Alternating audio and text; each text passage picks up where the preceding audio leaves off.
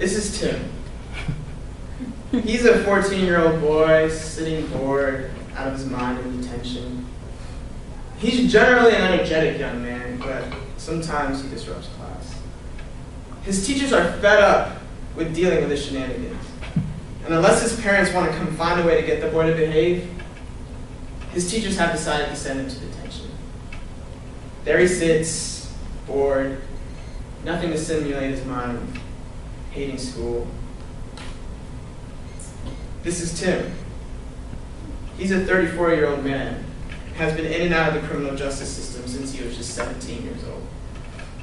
He never quite fit into the public school that he went to as a young child, and was dubbed a danger and a nuisance to the classroom. Tim fell behind and was tired of being subject to disciplinary action. As a result, when he was just 16 years old, he dropped out of high school. I use these pictures to highlight and dramatize how the school-to-prison pipeline works. My presentation deals with the connection between special education and the school-to-prison pipeline. I will begin by defining the terms I will use in the presentation. Then I will establish the connection between special education and the school-to-prison pipeline. I will move on to talk about summer school, and I will conclude with a potential solution. Now, you may be wondering, what is the school-to-prison pipeline? What is it that connects education to incarceration? And how does it affect the students?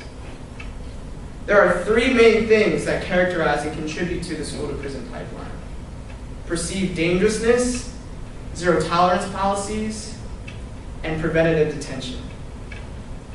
First, I'll explain perceived dangerousness. Perceived dangerousness is defined as the false identification of a youth minority culture as dangerous. It is a sad but true reality that the main demographics that are affected by this phenomenon are minorities. Therefore, a common example of a youth minority culture is hip-hop.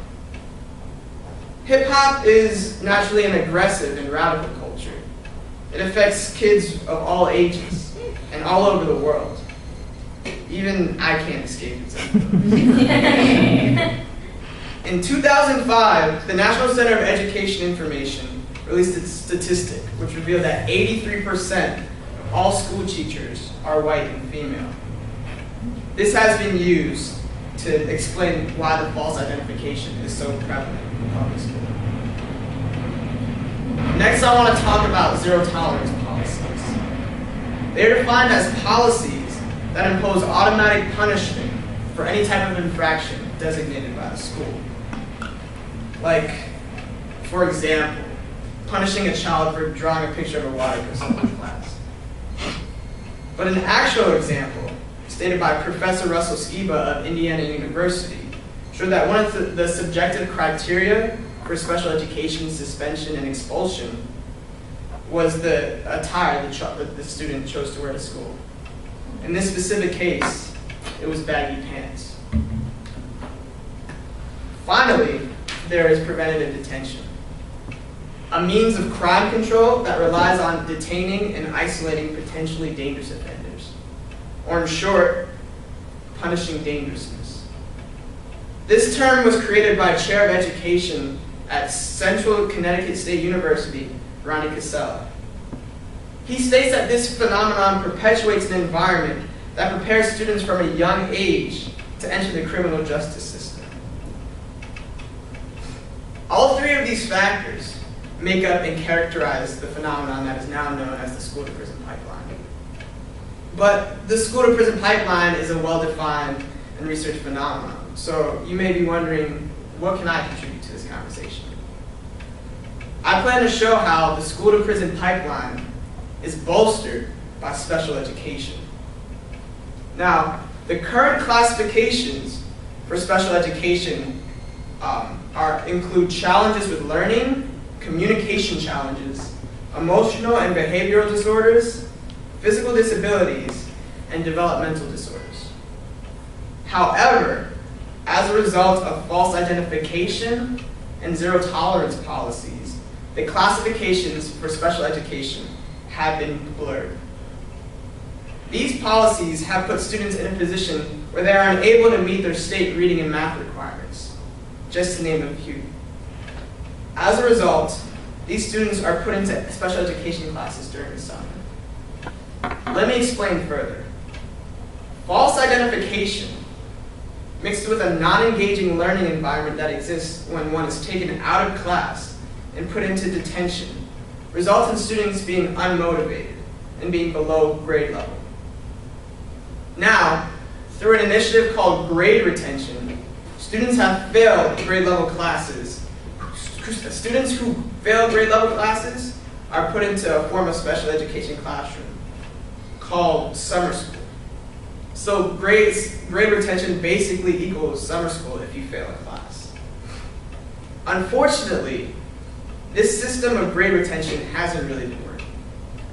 In a study done by economics professor Brian A. Jacob, which uses administrative data from Chicago public school system, it was observed that over a 2-year period for students above the 3rd grade, summer school showed almost no improvement in math and reading grades. These students, as a result, are unprepared to move on to the next grade, much less graduate high school. It has been proven that when school is no longer an option, many disenfranchised teenagers turn to crime. A statistic explained by a nonprofit organization called Change shows that high school dropouts are 8 times more likely to be incarcerated than their peers who graduate. This is a pressing issue that is affecting the lives of youth all across America. Even though this issue is daunting and affects millions of students, here's a potential solution.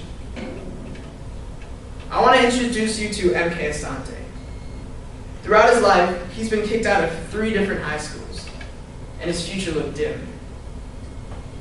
He was tired of speaking his mind and it leading him out of the classroom. He explained how his teachers literally had a phone next to the chalkboard to call the police at any disturbance.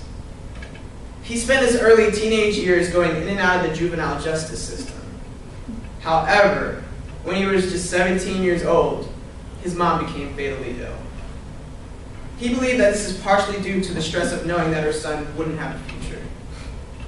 As a way to appease his mother, he let her enroll him in the Crefeld School for Troubled Youth, having run out of options for traditional education. The Crefeld School for Troubled Youth practices progressive education.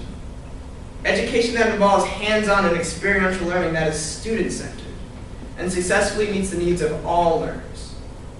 The curriculum is differentiated based on learning profile, interest, and readiness. The focus is on depth rather than breadth. It promotes student success and helps the individual discover and develop their passion.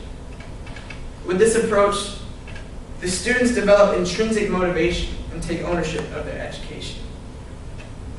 The Crefeld School believes that they have an obligation to develop critically engaged citizens and achieve this with a curriculum that fits all learners in a community of individuals.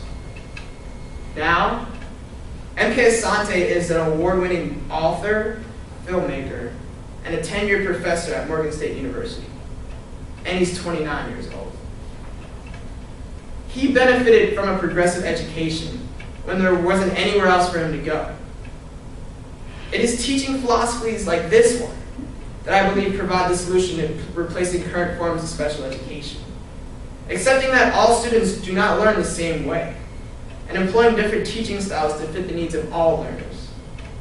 If such a talented young man like M.K. Asante was almost lost in the school-to-prison pipeline, I wonder who else could have been successful had they been given a progressive education.